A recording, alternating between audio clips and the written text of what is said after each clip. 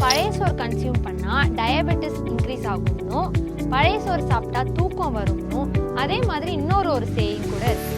இந்த பழைய சாதம் இதில் 2 லிட்டர் பழைய சாதம் இருக்குது. இது சின்ன வெங்காயம், இது தயிர், இது மாங்காய் தொக்கு, இது சென்னாக்குனி சம்பல், இது ஐர மீன் கருவாடு பொரியல், இது பட்டறை கருவாடு தொக்கு. சின்ன வயசுலேருந்தே நாங்கள் வீட்டில் எல்லாரும் பழைய சோறு சாப்பிடுவோம். எங்கள் பாட்டி பழைய சோறு மட்டும்தான் சாப்பிடுவாங்க. காலில் நீண்ட காலம் உயிர் வாழ்ந்தாங்க. இந்த ஐபிடி, அதாவது கிரான்ஸ் டிசீஸ், அல்சர்டிவ் கொலைட்டிஸ், வயிற்று பொறுமல், வயிற்று அலர்ஜி, இதெல்லாம் நான் கிராமத்தில் இருக்கும்போது கேள்விப்படாத வியாதிகளாக இருந்தது. ஸோ முதல்ல ஒரு 20 டேஸ்க்கு மெடிசின்ஸ் விட்டுட்டதெல்லாம் ரொம்ப கஷ்டப்பட்டுட்டேன். 10th டேலேருந்து 12th டேலேருந்து கொஞ்சம் மெடிசன் இல்லாமல் என்னால் சர்வைவ் பண்ண முடியுன்ற ஒரு பெனிஃபிட் கிடச்சிது. அப்டாமன் பெயின் கிடையாது, லூஸ் மோஷன் கிடையாது. அந்த மாதிரி கொஞ்சம் டெவலப் பண்ணி கான்ஃபிடென்ஸ் இருக்குது. கிரான்ஸ் டிசீஸ் இனிஷியலாக பார்த்த உடனே கொடுக்குறது வெறும் பழைய சோறு மட்டுமே கொடுத்து எல்லாருமே சரியாயிடுச்சு. ஆனால் 80% அந்த வியாதி குடல் வழியாக தான் போயிட்டுருக்கு. குடலில் உள்ள நுண்ணீரல் தான் நம்மளை இயக்கிக்கிட்டே இருக்குது. பழைய சோறு சாப்பிட்டா உடல் நலம் ஃபுல்லாக நல்லா இருக்கும். தினமலர் நேயர்களுக்கு வணக்கம். அந்த காலத்துலேருந்து இந்த காலம் வரைக்கும் பழைய சோறு சாப்பிட்டா உடம்புக்கு நல்லதுன்னு சொல்கிறாங்களே தவிர அதனால என்னென்ன ஹெல்த் பெனிஃபிட்ஸ்னு சொல்லலை. என்னதான் உடம்புக்கு நல்லதுன்னு சொன்னாலும் இந்த பக்கம் பழைய சோறை பற்றி பல மிஸ்கன்செப்ஷன் டாக்ஸும் ஓடிட்டு தான் இருக்கு. என்னன்னா பழைய சோறு கன்சியூம் பண்ணால் டயபெட்டிஸ் இன்க்ரீஸ் ஆகும்னும், பழைய சோறு சாப்பிட்டா தூக்கம் வரும்னும், அதே மாதிரி இன்னொரு சேயிங் கூட இருக்கு. ஏழ்மையின் அடையாளம் பழைய சோறுன்னு. இந்த மாதிரி மிஸ்கன்செப்ஷன் டாக்ஸை பிரேக் பண்றதுக்காக பழைய சோறோட ஹெல்த் பெனிஃபிட்ஸை பத்தி சொல்றதுக்கும் அதோட மிஸ்கன்செப்ஷன் டாக்ஸை பிரேக் பண்றதுக்கும் சென்னையில் இருக்கிற ஸ்டான்லி ஹாஸ்பிட்டலோட department of surgical gastroenterology and regenerative medicine சேர்ந்து பழைய சோறை பத்தின ஒரு ரிசர்ச் பண்ணியிருக்காங்க. ஃபெர்மெண்டட் ரைஸ்ல ஆன்டி ஆக்சிடென்ட்ஸ், ஆன்டிபயோட்டிக்ஸ் அண்ட் அதிகமான அயன் சத்து இருக்குன்னு இந்த ரிசர்ச் மூலமா கண்டுபிடிச்சிருக்காங்க. இந்த ஈவென்ட் சென்னை ஸ்டான்லி மெடிக்கல் காலேஜ்ல நடந்துச்சு. ஸ்பெஷல் சீஃப் கெஸ்டா ஹெல்த் மினிஸ்டர் மா சுப்பிரமணியன், வட சென்னை நாடாளுமன்ற உறுப்பினர் Kalanidhi Veeraswamy, additional health secretary P Senthilkumar ஐஏஎஸ்லாம் கலந்துக்கிட்டாங்க. அது மட்டும் இல்லாம பழைய சோறுனால பயனடைந்த சில பேர் இந்த ஈவெண்ட்ல கலந்துக்கிட்டு அவங்களோட கருத்துக்களை முன் வச்சிருக்காங்க. வணக்கம், நான் ராமேஸ்வரம் பக்கத்தில் தங்கச்சி மடத்துலேருந்து வந்திருக்கிறேன். இந்த கருவாடும் கஞ்சிக்காக நான் இங்கே இந்த நம்ம ஸ்டான்லி மருத்துவமனையில் நடந்த இந்த பழைய சாதம், பழைய கஞ்சி, பழைய சோறு, இப்படி நிறைய பேர் இருக்குது. தமிழ்நாட்டுக்குள்ளேயே இப்படி நிறைய பேர் இருக்குது. அந்த பேரில் உள்ள இந்த பழைய சாதத்தை, தமிழுடைய பாரம்பரிய உணவாக இருக்கிற இந்த பழைய சாதத்தை உலகம் முழுவதும் கொண்டு போகணும் அப்படின்ற ஒரு ஆசையில் நான் இங்கே கொண்டு வந்திருக்கிறேன். இங்கேயே நிறைய பழைய சாதங்களை சாப்பிட்டேன். பழைய சாதம் சாப்பிட்றதுனால ஏற்பட நன்மைகள் என்ன அப்படின்றத அறிவியல் பூர்வமாக இந்த கலந்தாய்வில் தெரிஞ்சுக்கிட்டேன். அது ரொம்ப சந்தோஷமாக இருந்துச்சு. நானும் இந்த தெரிஞ்சுக்கிட்ட இந்த தகவலை நிறைய பேர் கொண்டு போய் சேர்க்கணும்னு நான் ஆசைப்பட்றேன். இந்த பழைய சாதம் இதில் 2 லிட்டர் பழைய சாதம் இருக்குது. இது சின்ன வெங்காயம், இது தயிர், இது மாங்காய் தொக்கு, இது சென்னாக்குனி சம்பல், இது ஐர மீன் கருவாடு பொரியல், இது பட்டறை கருவாடு தொக்கு. கஞ்சியும் கருவாடோட இப்போ நம்ம சென்னை ஸ்டான்லி மருத்துவமனைக்கு பழைய கஞ்சி கொடுத்தான கலந்தாய்வுக்கு நம்ம வந்திருக்கிறோம். என் பேர் ஜஸ்வந்த். நான் ஸ்டான்லி அரசு மருத்துவமனையில் இரைப்பை குடல் அறுவை சிகிச்சைத்துறை மையத்தின் இயக்குநராக இருக்கிறேன்.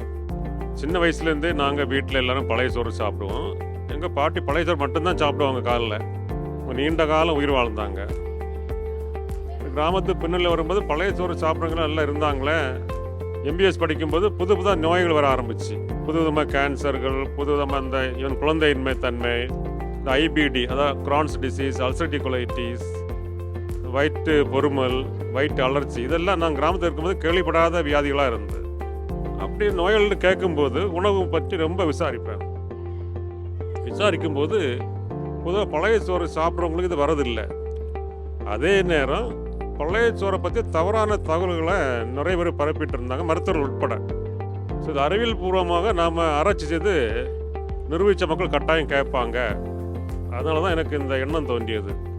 ஸோ இது ஒரு 20 இயர்ஸ்க்கு முன்னாடி டிடெக்ட் பண்ணாங்க. கிரான்ஸ் இருக்குன்னு சொல்லும்போது டிடெக்ட் பண்ணியிருந்தாங்க. ஸோ இனிஷியலாக கொஞ்சம் பெயினோடு இருந்தது. அப்புறம் அப்டமல் சர்ஜரி இன்வெஸ்டிகேஷன் பண்ணி சிடி பண்ண பிறகு சர்ஜரி பண்ணுற கண்டிஷன் இருந்தது. ஸோ அதுக்கப்புறம் திருப்பி மெடிசன் செகண்ட் டைம் எடுக்கும்போது திருப்பி ஆன்டிபயோட்டிக்லாம் ஹெவி டோஸ் கொடுத்து உடம்பு முடியாமல் போயிடுது. ஸோ ஒரு நண்பர், ஒரு டாக்டர், அனஸ்தீஷியா டாக்டர் செல்வராஜ்னு சொல்லிட்டு அவர் டாக்டர் யஷ்வந்த் அறிமுகப்படுத்தினார். ஸோ ஸோ டாக்டர் ஜஷ்வந்த் வரும்போது முதல் கண்டிஷன் போட்டது இந்த மெடிசன் சாப்பிட்றது எங்ககிட்ட இதில் ஒரு ட்ரையல் மாதிரி நான் எடுத்துக்க போகிறோம் அப்படின்னு சொன்னார். சரிங்க சார் சொல்லிட்டு எனக்கு ஸ்பெஷல் ஒன்று வார்டு கொடுத்து அவர் பர்சனல் கேர் எடுத்துட்டார். ஸோ முதல்ல ஒரு 20 டேஸ்க்கு மெடிசன்ஸ் விட்டுட்டதில் சுட்டு ரொம்ப கஷ்டப்பட்டுட்டேன். 10th டேலேருந்து 12th டேலேருந்து கொஞ்சம் வந்து மெடிசன் இல்லாமல் என்னால் சர்வைவல் பண்ண முடியுன்ற ஒரு பெனிஃபிட் கிடச்சிது. அப்டாமினல் பெயின் கிடையாது, லூஸ் மோஷன் கிடையாது, அந்த மாதிரி கொஞ்சம் கொஞ்சம் டெவலப் பண்ணி கான்ஃபிடென்ஸ் வந்து 15 டேஸ் ஆச்சு. 21 டேஸ் வரைக்கும் வச்சுட்டாரு. 20 வருஷம் என்ன செய்கிறீங்களோ அதை கண்டினியூ பண்ணிக்கிறேன் சார் சொல்லிட்டு ஜஸ்ட் ரிட்டர்ன் பண்ணிவிட்டு வாக் பண்ண சொன்னார். ஒயிட் எக்லேருந்து ப்ரோட்டீன் ஒயிட் 4 eggs மறுபடியும் டெய்லி சாப்பிடணும்னு சொன்னார். ஸோ அந்த வீட்டில் அப்படி கண்டினியூ பண்ணிடுறேன். சின்ன வயசில் சாப்பிட்டுட்டு தான் இருந்தது, அது பிரேக் ஆகிட்டே வந்தது தான் பிரச்சனை இல்லை. இப்போ வந்து கண்டினியூஸாக 2005 அக்டோபர்லேருந்து ஸ்டார்ட் பண்ணி சாப்பிட்டுருக்கேன். நான் டெய்லி இதை சாப்பிட்டுருப்பேன், ஒன்றும் பிரச்சனை கிடையாது. பாடி கூலாக இருக்குது, நார்மலாக இருக்குது. ஏன்னா இந்த டாக்ஸின் இது ஒரு 20 years டாக்ஸினில் வந்து பாடியிலேருந்து எராடிகேட் ஆகிட்டு நான் ஃபீல் லிட்டில் கம்ஃபர்டபுள். குடலில் உள்ள கெட்ட பாக்டீரியா தான் போய் அந்த லிட்டை காசு பண்ணோம். நல்ல பாக்டீரியா போன பிறகு எங்களுக்கு இந்த சிறுநீர் தொற்று எதுவுமே வர்றதே இல்லை. அதே போல் நெஞ்சரிச்சல், வயிற்று பொறுமல், குடல் அலர்ச்சி, இந்த வியாதிகள் எல்லாமே தெரிய ஆரம்பிச்சு. நாங்கள் ஆரம்பித்தது இந்த கிரான்ஸ் டிசீஸ், அல்சரேட்டிவ் கொலைட்டிஸ்ன்னு. கிரான்ஸ் பார்த்தீங்கன்னா அமெரிக்காவில் சராசரி வருஷத்துக்கு 10 லட்சம் ரூபாய் செலவு பண்ணுவாங்க, நிறைய ஆப்ரேஷன் பண்ணுவாங்க, அதுலேயும் சரியாக கேட்காது. அப்புறம் லேட்டஸ்ட்டில் பெரிய பெரிய காம்ப்ளிகேஷன்லாம் வரும். ஆனால் கிரான்ஸ் டிசீஸ் வந்து இனிஷியலாக பார்த்த உடனே கொடுக்குறது வெறும் பழைய சோறு மட்டுமே கொடுத்து எல்லாருமே சரியாயிடுச்சு. எனக்கு வெகு நாட்களாக உணவு குழாயில் புண்களும் மற்றும் குடல் பகுதியில் பல்வேறு பிரச்சனைகளும் இருந்தது. இதனால் அசிடிட்டியால் இது அதிகமாக உருவானது. நான் இந்த ஸ்டான்லி மருத்துவமனைக்கு வந்து அந்த எண்டோஸ்கோப்பி மருத்துவத்தின் வழியாக இதை கண்டுபிடித்த பிறகு பல்வேறு மருந்துகளை உட்கொண்டேன். இறுதியாக மருத்துவர் ஜஷ்வந்த் அவர்களை சந்தித்த பொழுது இவர்தான் இந்த பழைய சோறு மோர் கலந்து தினந்தோறும் நீங்கள் உட்கொள்ளுங்கள் என்று எனக்கு பரிந்துரைத்தார். அதன் அடிப்படையில் நான் தினந்தோறும் அதை தவறாமல் எடுத்துக்கொள்ள முயற்சி எடுத்து அதையும் நான் தவறாமல் எடுத்துக்கொண்டேன்.